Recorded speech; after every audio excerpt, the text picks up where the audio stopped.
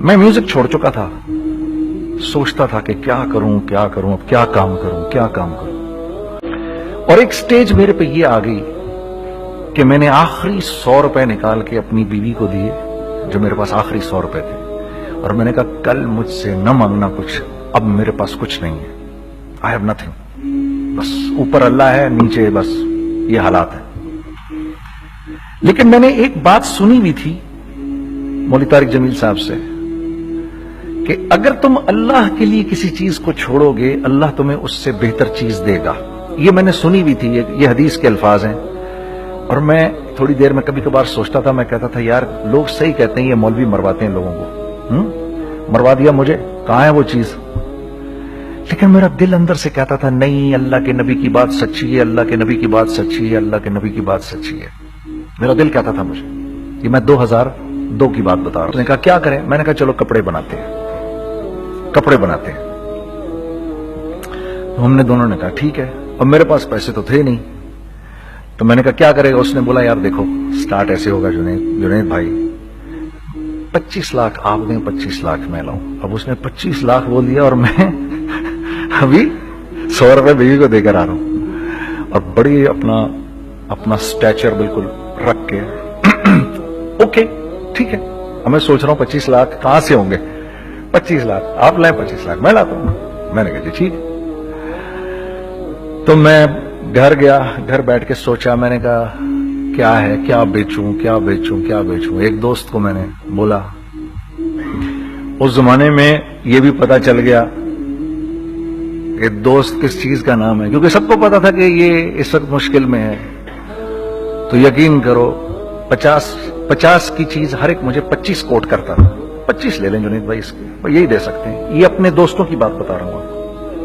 مجھے اس دن پتا چلا، اس زمانے میں اچھے لوگ بھی ملے جنہوں نے 25 کی جگہ کہا نہیں یار آپ رکھیں گے، چلو بعد میں کر لیں گے، دیکھ لیں گے، ایسے بھی ملے۔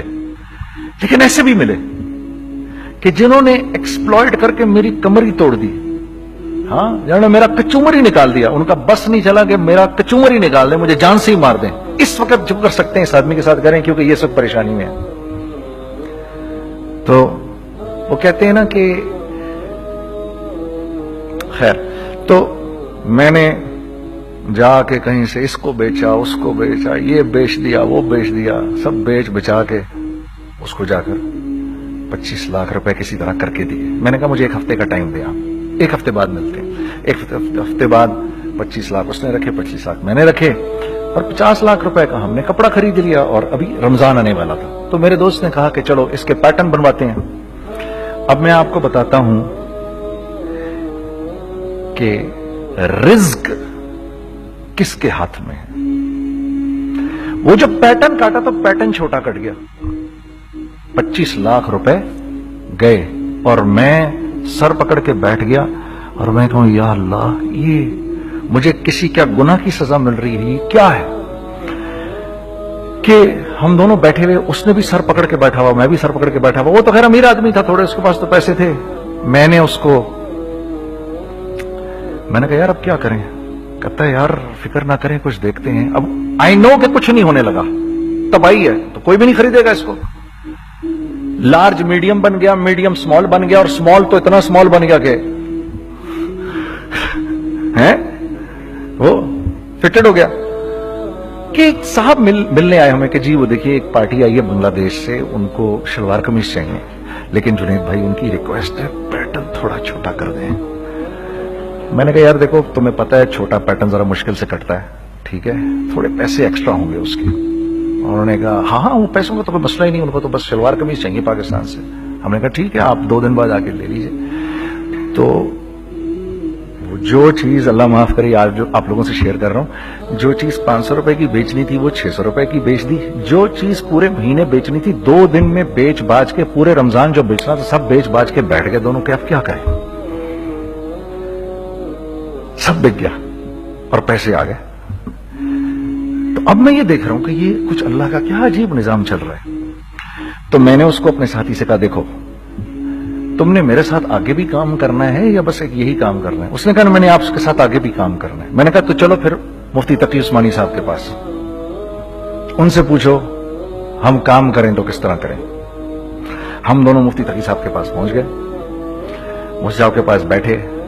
अच्छा, मैं मुफ्ती साहब से मेरा ताल्लुक था, इनको भी जानते थे मुफ्ती साहब। तो मुफ्ती साहब कहने लगे, भाई 3 काम करो। पहला काम ये लिखो, ये कारोबार खत्म कैसे होगा, ये जे डॉट खत्म कैसे होगा, ये लिखो पहले। दूसरा काम, पहला काम ये सबसे आसान है, अब इससे और मुश्किल काम वो ये कि अज़म करो इस बात का एक दूसरे को धोखा नहीं दोगे तुम दोनों, ये उससे मुश्किल काम कहा। और अब तीसरा सबसे मुश्किल काम, ये नियत करो कि इस कारोबार से तुमने लोगों को नफा पहुंचाना है, फायदा पहुंचाना है। अगर ये 3 काम तुम लोगों ने कर लिए तो तुम दोनों का तीसरा पार्टनर अल्लाह हो जाएगा।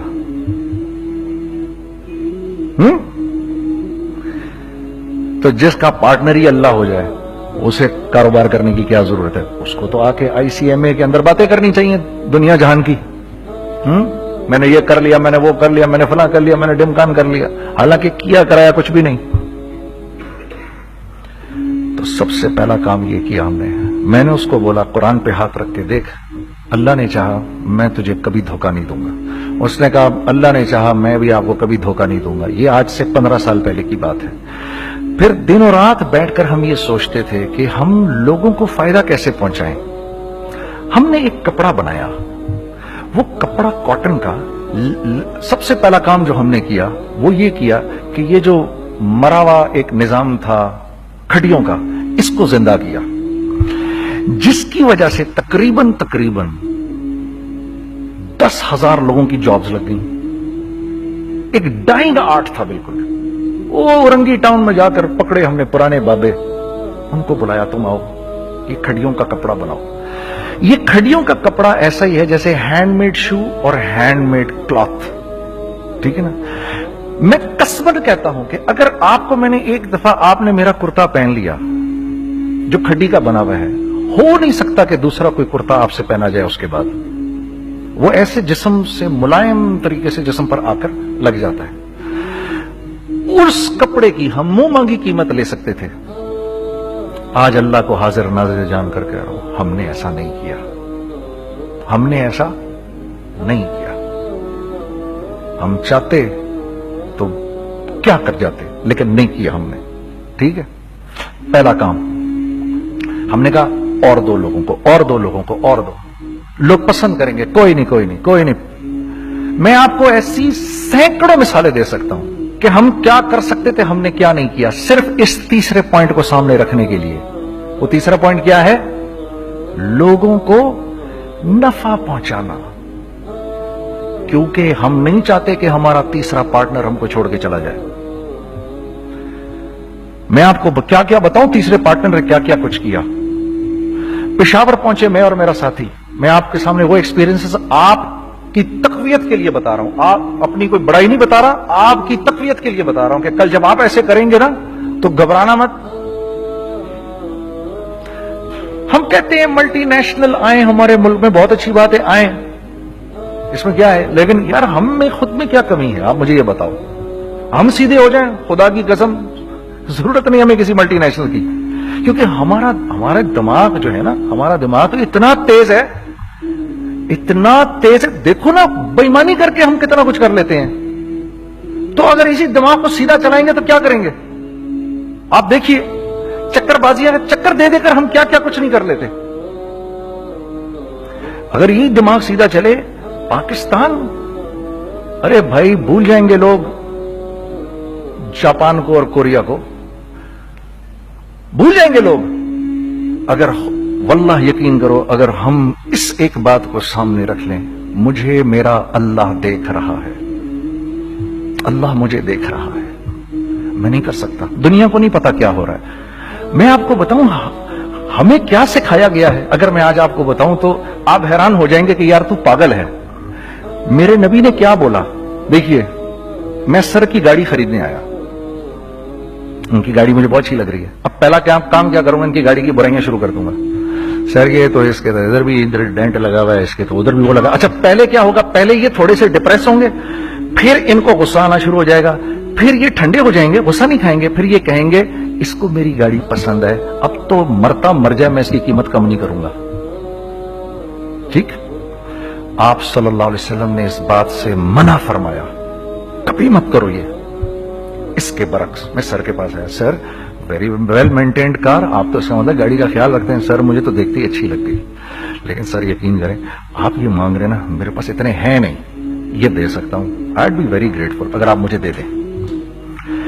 تو یہ جب مجھے اپنی گاڑی دیں گے اتنے بڑے دل سے دیں گے, ٹھیک ہے, کم بھی کریں گے, کہیں گے یار کم کر دیتا ہوں, چلو کوئی نہیں, جاؤ جنید عیاشی کرو, دیکھو میری گاڑی کا خیال رکھنا. کم میں بیچ رہے ہیں لیکن خوش کتنے ہیں, یار اس نے میری گاڑی کی تعریف کی, اس نے میری گاڑی کو رکھا.